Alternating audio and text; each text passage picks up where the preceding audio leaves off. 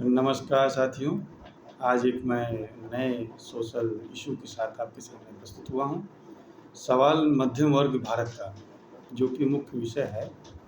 आजकल आप सभी स्कूल के नए सत्र में जितने भी अभिभावक हैं, वो सब व्यस्त होंगे और आप सभी अभिभावकों के दर्द से परिचित भी हो रहे होंगे कि सबसे बड़ी चीज़ ये है कि आज जो भी निजी स्कूल हैं, वह एक तरह से शिक्षा को व्यापार बना दिए हैं। निजी स्कूल एक मॉल की तरह बिहेव कर रहे हैं और पेरेंट्स को मजबूर कर रहे हैं कि एक ही जगह से वह बुक्स, बैग, शूज़ और भी यूनिफ़ॉर्म, अन्य भी चीज़ें स्कूल की एक ही जगह से लें, ताकि उनकी कमीशनखोरी का जो बिजनेस है वह फलता फूलता रहे और अभिभावकों की जेब कटती रहे। जबकि आप सभी पिछले सत्र में अवगत होंगे कि इलाहाबाद हाई कोर्ट ने इनको 15% फीस जो कोरोना काल में ली गई थी, उसको समायोजित करने का आदेश दिया था, या तो जो भी बच्चे बाहर गए उनको वापस कर देना था। परंतु स्कूल प्रबंधकों के पास अथाह पैसा होता है, वह इस निर्णय के विपरीत सुप्रीम कोर्ट चले गए और सुप्रीम कोर्ट ने भी अभिभावकों के पक्ष में ही डिसीजन दिया। फिर भी उत्तर प्रदेश के सभी निजी स्कूल उस निर्णय को न मानते हुए फीस का समायोजन नहीं किया।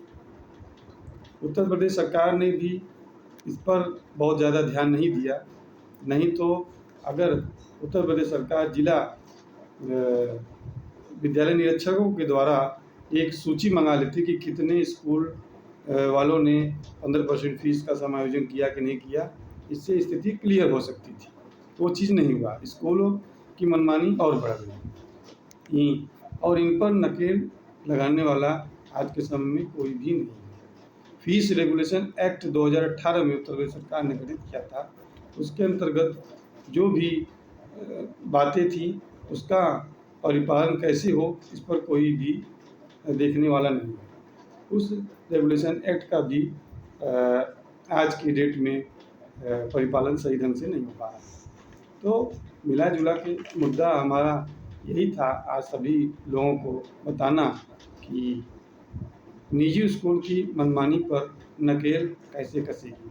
अगर आज की स्थिति में सरकारी स्कूल की स्थिति अच्छी होती तो कई अभिभावक जो सरकारी अध्यापक हैं, वो भी प्राइवेट स्कूल में पढ़ा रहे हैं बच्चों को। क्यों? जब हमारी उनसे वार्ता होती है तो कहते हैं कि हमारे यहाँ जो है उस तरह की सुविधा उपलब्ध नहीं है, टीचर्स अच्छे नहीं हैं। तो ये जानते हुए जो भी निजी स्कूल हैं, वो जानते हैं कि आप मजबूरी में हमारे यहाँ पढ़ाओगे ही और उसका वह दोहन कर रहे हैं, सिर्फ व्यापार बन गया है। तो अभिभावकों के द्वारा जब मेरी वार्ता हुई तो उनका यही कहना था कि 2-3 बिंदु हैं जिस पर अगर सरकार गंभीर रहे तो यह इनके ऊपर नकेल कसी जा सकती है। पहला बिंदु था इनका कि नए शिक्षा सत्र में एक ही दुकान से ये न दबाव डाला जाए कि नहीं आप यहीं से बुक खरीदो। अभिभावक की मर्जी है, वो कहीं से भी खरीद सकता है, जहाँ उसको छूट लगेगा वहाँ से वो लेगा। और अगर सरकार इस पर नकेल कस दे तो जो कमीशनखोरी के चक्कर में इनको बुक्स और भी जो चीज़ें हैं, यूनिफॉर्म और चीज़ें सस्ती मिलेंगी। तो पहला बिंदु अभिभावकों ने हमको ये बताया। दूसरा बिंदु था ये अभिभावकों की, यह कुछ अभिभावक ऐसे हैं कि जो संपन्न हैं, जिनकी सैलरी अच्छी है, वह 3 महीने की फीस स्कूल सत्र में एडवांस जमा कर सकते हैं। परंतु एक विकल्प निजी स्कूलों को यह देना चाहिए कि जिनकी सैलरी कम है, मान लीजिए उनकी सैलरी 40,000 है, अब फीस उनकी 20,000 है, तो 3 महीने की 20,000 फीस देने में उनकी पहले महीने की ही सैलरी कट जाएगी। बचा 20,000 वो कैसे अपने परिवार का पालन करें?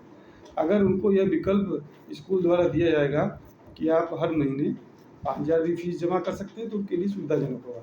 अब नहीं तो फिर आप लेट पेमेंट लगा दोगे 600-700। तो जो अभिभावक जब 3 महीने की फीस नहीं जमा कर पा रहा है, तो लेट पेमेंट फ़ाइन कहाँ से देगा? लेट पेमेंट फ़ाइन तो एकदम सरकार को आदेश देना चाहिए कि ये बंद कर दें। और तीसरा बिंदु अभिभावकों ने ये उठाया कि फीस रेगुलेटरी के एक्ट के तहत जो भी अधिकार अभिभावकों को और पेरेंट्स को दिया गया था, उसका परिपालन कड़ाई से कराए सरकार, और जो भी उसमें रेगुलेशन एक्ट में सुधार की ज़रूरत हो तो वह और भी सुधार करे, और बीच बीच में अभिभावकों से फीडबैक भी लेती रहे, क्योंकि जिला विद्यालय निरीक्षक द्वारा ही निजी स्कूलों को, चाहे वो ईसाई मिशनरी द्वारा चलाई गई हों, चाहे अन्य संस्थाओं द्वारा चलाई जा रही, एनओसी जिला विद्यालय निरीक्षक ही देता है। अगर उनके अंदर कमियां हैं, मान लीजिए प्रैक्टिकल रूम सही नहीं है, वहाँ पे जो लेबोरेटरी सही नहीं है, खेल कूद के जो भी साजो सामान है वो मौजूद नहीं है, बेंच सही नहीं है, स्कूल की व्यवस्था सही नहीं है, तो उस पर एनओसी न दिया जाए, उनका लाइसेंस रद्द कर दिया जाए, क्योंकि इसके नाम पे ही वो फीस लेते हैं। और फीस देने के बाद जब बच्चों को सुविधा उपलब्ध नहीं कराएंगे तो उनको किस बात की एनओसी दी जाए। तो अभिभावकों का यह कहना था कि सरकार को इस पर कड़ाई से लागू करना पड़ेगा। जिस प्रकार माफिया और लोगों को, जो भी क्रिमिनल हैं, उनको मिट्टी मिला दिया जा रहा है, उस तरह की माफिया शिक्षा माफिया में भी हैं, उनको भी मिट्टी में मिलाने का काम किया जाए, ताकि स्कूल जो आज के समय में एक बाज़ार बन गए हैं और एक मॉल की तरह बिहेव कर रहे हैं, उन पर एक अंकुश लगे। धन्यवाद साथियों, आप सभी ने मेरे वीडियो को देखा। जो भी नए व्यूअर हैं, कृपया उनसे अनुरोध है कि वह सब्सक्राइब करें और ज़्यादा से ज़्यादा लाइक करें। धन्यवाद साथियों।